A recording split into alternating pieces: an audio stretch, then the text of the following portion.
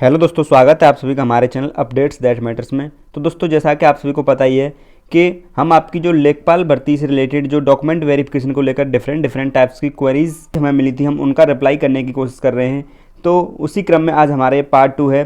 Part 1 में हमने बहुत सारे कैंडिडेट्स की कमेंट्स का रिप्लाई देने की कोशिश की थी। आज हम आपके लिए पार्ट 2 लेकर के आए हैं, जिसमें जिन कैंडिडेट्स की भी कमेंट्स का हम रिप्लाई नहीं दे पाए थे, उन सभी कमेंट्स को हमने पिक करने की कोशिश की है। तो दोस्तों चलिए स्टार्ट करते हैं आज का ये वीडियो। सवाल है यहाँ पर शुभम मौर्य जी का, ओबीसी सर्टिफिकेट बहुत पुराना है पर ओरिजिनल नहीं है सर। मेरे पास फोटो कॉपी रखी है ओबीसी की, जो कि 2017 में है बना है और मेरे पास निवास नहीं है। तो शुभम मौर्य जी, अभी बहुत टाइम है आपके पास। फोटो कॉपी अगर आपके पास है तो उससे काम नहीं चलेगा। आप जो है अभी नए बनवा सकते हैं, कास्ट सर्टिफिकेट वगैरह जो भी, और निवास भी आपके पास नहीं है तो आप कास्ट सर्टिफिकेट और निवास प्रमाण पत्र दोनों ही आप जो है बनवा सकते हैं। 7-8 दिन के अंदर ही आपके जो है बन के आ जाते हैं कि जनसेवा केंद्र वगैरह से आप अप्लाई कर सकते हैं। उसके बाद में नेक्स्ट जो कमेंट है वो है अंकित कुमार जी की। पूछ रहे हैं कि I have OBC certificate of 2013, I have also made the new one, क्या कोई दिक्कत होगी? नया वाला है तो वो आप ले जाएं, कोई दिक्कत नहीं होगी, पुराना वाला भी साथ में रख सकते हैं। उसके बाद नेक्स्ट कमेंट है, सर ईडब्ल्यू सर्टिफिकेट में फ़ोटो अटैच नहीं है और सिग्नेचर भी नहीं है और लेमिनेशन भी करा रखा है, तो क्या करें सर जी बताएं। तो अगर फ़ोटो के नीचे आपके साइन और मोहर वगैरह लगे हुए हैं तो कोई दिक्कत नहीं है, और अगर फोटो के नीचे भी नहीं है और फोटो पर भी नहीं है तो आप लेमिनेशन जो है मार्केट में जाकर के पता करें, इसको मशीन के द्वारा छुड़ाया जाता है। लेमिनेशन छुड़वा करके आप जो है जहाँ से आपने बनवाया है वहाँ पर अपना फ़ोटो वगैरह अटैच करवा सकते हैं। उसके बाद में नेक्स्ट कमेंट है यहाँ पर वी पूनम जी की।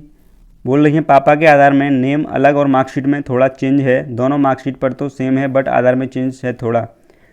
तो अगर आपके डॉक्यूमेंट्स में फादर्स नेम सभी में सेम है तो यहाँ पर आपको परेशान होने की ज़रूरत नहीं है। यहाँ पर जो है आपके डॉक्यूमेंट वेरीफाई होंगे। पापा के आधार कार्ड में अगर थोड़ा बहुत कुछ अलग है तो उससे वहाँ पर कोई भी प्रॉब्लम आपको नहीं होने वाली है।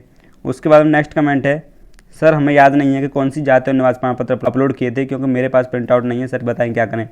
तो यहाँ पर जो एप्लीकेशन के टाइम पर जो आपसे सर्टिफिकेट्स अपलोड करवाए गए थे वो ऑप्शनल था आपका। यहाँ पर हो सकता है कुछ कैंडिडेट्स ने अपलोड किए थे, कुछ ने नहीं भी किए हो, तो उनको लेकर के आपको परेशान नहीं होना है। आपने जो भी किए होंगे कोई दिक्कत नहीं है। अब आप पास जो भी वैलिड सर्टिफिकेट्स हैं उनको आप लेकर के जाएँ, आपके बिल्कुल मान्य होंगे, इसको लेकर के परेशान नहीं होना है। नेक्स्ट कमेंट है यहाँ पर लालू प्रसाद यादव जी की। ये पूछ रहे हैं कि sir I am in railway group D but I want to join Lekhpal, are any other extra document necessary for Lekhpal, please reply. तो जैसा कि मैं आपको बता दूं कि अगर आप रेलवे ग्रुप डी में जॉब करते हैं तो आपको वहाँ से एक एनओसी लेनी होगी, जो कि आपको डॉक्यूमेंट वेरिफिकेशन के टाइम पर आयोग में लगानी होगी। एनओसी यहाँ पर जो होती है नॉन ऑब्जेक्शन सर्टिफिकेट, अगर आप वहाँ पर अपने डिपार्टमेंट से जानकारी लेंगे तो आपको पता चल जाएगा। उसके बाद में नेक्स्ट यहाँ पर कमेंट है कि अनरिजर्व कैटेगरी डोमिसाइल सर्टिफिकेट कब तक का लगेगा। तो यहाँ पर अनरिजर्व कैटेगरी का डोमिसाइल सर्टिफिकेट लगाने की कोई आवश्यकता नहीं है, क्योंकि डोमिसाइल उन्हीं का मांगा है जो किसी रिजर्व कैटेगरी से बिलोंग करते हैं, क्योंकि उनको रिजर्वेशन का बेनिफिट तभी मिलेगा जब वो उत्तर प्रदेश राज्य के निवासी होंगे। लेकिन अगर आप फिर भी लगाना चाहते हैं तो वो नया हो तो भी लग जाएगा, या फिर फॉर्म की लास्ट डेट से पहले का भी लग जाएगा, कोई भी परेशानी नहीं है। उसके बाद नेक्स्ट कमेंट है वेबपाल जी की, मेरे कास्ट सर्टिफिकेट में माता का नाम नहीं लिखा है। तो वैसे तो यहाँ पर आपको कोई भी प्रॉब्लम नहीं होने वाली है, फिर भी अगर आपको कोई कन्फ्यूजन लग रहा है तो दूसरा आप नया कास्ट सर्टिफिकेट भी बना सकते हैं। 10-8 दिन के अंदर आपका बन जाता है, अभी डॉक्यूमेंट वेरिफिकेशन में बहुत टाइम है। उसके बाद में यहाँ पर नेक्स्ट जो कमेंट है वो बोल रहे हैं कि भाई मेरा कास्ट सर्टिफिकेट 2017 का है या फिर मार्च 2022 का है, जो अप्रॉक्स 10 डेज लेट है। तो आप जो है वो 2022 वाला लगा देंगे तो भी चल जाएगा। आप जो है 2017 वाला अपनी तसल्ली के लिए साथ में रख सकते हैं डीवी के टाइम पर। उसके बाद में नेक्स्ट यहाँ पर ये कमेंट है कि एक अनरिजर्व कैंडिडेट का क्या क्या डॉक्यूमेंट देने होंगे, तो इससे रिलेटेड अलग से वीडियो हमने दी है, आप देख सकते हैं। और ग्रेजुएशन की बात है जहाँ तक, तो ग्रेजुएशन या पोस्ट ग्रेजुएशन की जो मार्कशीट या डिग्री है वो आप दोनों ही चाहें तो लगा सकते हैं, मार्कशीट और डिग्री। लेकिन आपके जो डॉक्यूमेंट्स हैं वो 12th तक के वहाँ पर जो है वो सही तरीके से देखे जाएंगे, क्योंकि ये जो वैकेंसी है आपकी जो 12th इसमें शैक्षिक योग्यता है। ग्रेजुएशन या पोस्ट ग्रेजुएशन के आप जो है अपने आगे के लिए रिकॉर्ड के लिए आप वहाँ पर लगा सकते हैं, इसको लेकर के आपको परेशान नहीं होना है। नेक्स्ट कमेंट है, सर मेरा 10 में परसेंटेज 58.9 है, फॉर्म भरते समय 58.8 हो गया है, कोई दिक्कत है? तो यहाँ पर ये छोटी मोटी मिस्टेक्स हो गई हैं, इनसे आपको कोई भी परेशानी नहीं होने वाली है। जो भी आपसे प्रपत्र वगैरह मरवाया जाएगा वहाँ पर आप सही फिल कीजिएगा, तो इसको लेकर के आप परेशान न हो। उसके बाद नेक्स्ट कमेंट यहाँ पर है गोपाल सिंह जी की। बोल रहे हैं सर जी मेरा ईडब्ल्यूएस 2021-22 सेशन का है और उसमें एनुअल इनकम भी इसी फाइनेंशियल ईयर 2021-22 का लिखा है, कोई प्रॉब्लम तो नहीं होगी सर, बता दीजिएगा।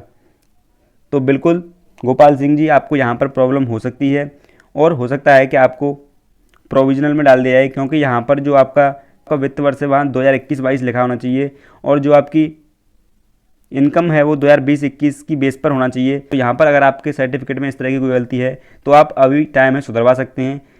जो आपकी ऊपर वाली ईयर है, जैसा कि हम आपको सर्टिफिकेट दिखाएंगे वीडियो के लास्ट में, तब आप देख सकते हैं ऊपर वाली 2021-22 होनी चाहिए और नीचे वाली 20-21 होनी चाहिए। तो आप अभी करेक्शन करवा सकते हैं, और करेक्शन जहाँ पर आप करवाएंगे वहाँ पर साइन और मोहर करवा लेना, जिससे कि आपके पास प्रूफ हो सके कि आपने रिलीवेंट अथॉरिटी से ये करेक्शन करवाया है। राजेश चौधरी जी कह रहे हैं कि मम्मी के नाम में एक ही जगह डबल ए हो गया है, बस कोई प्रॉब्लम। तो यहाँ पर अगर इस तरह की मिस्टेक है आपसे, तो आप एक एफिडेविट बनवा के ले आ सकते हैं, जिससे कि आपको किसी भी तरीके की कोई प्रॉब्लम ना आए। अगर आपको कोई दिक्कत रहती है तो वहाँ आप जो है एफिडेविट लगा सकते हैं। नेक्स्ट यहाँ पर जो है शिवानी कटियारी जी की प्रॉब्लम है कि नेम के आगे कुमारी लिखा है, उससे कुछ होगा क्या 10th एंड 12th मार्कशीट में। जिन कैंडिडेट्स की भी कुमारी वगैरह को लेकर के प्रॉब्लम है उनको परेशान नहीं होना है, तो इससे आपको कोई प्रॉब्लम नहीं होगी। लेकिन फिर भी आप अपनी तसल्ली के लिए एक एफिडेविट बनवा के जरूर ले जाएँ डीवी के टाइम पर।